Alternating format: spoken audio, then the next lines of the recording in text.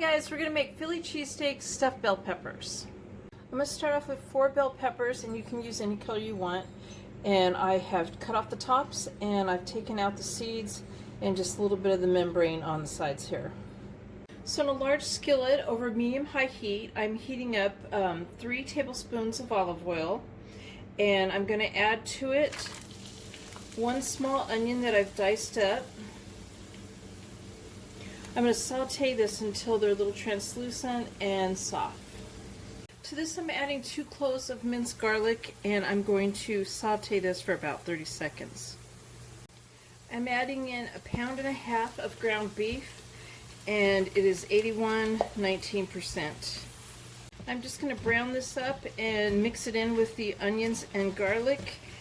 You could use flat iron steak or ribeye or sirloin or chicken if you wanted to. I'm using ground beef for mine.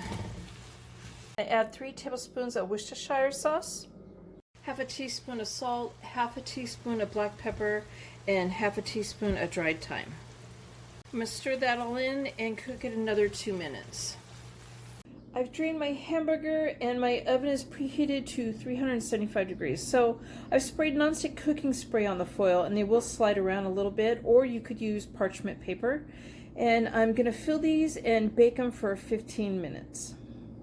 So I removed them from the oven, and I've put slices of smoked provolone on each of them, and I'm going to bake them for another 5 minutes or until the cheese is melted.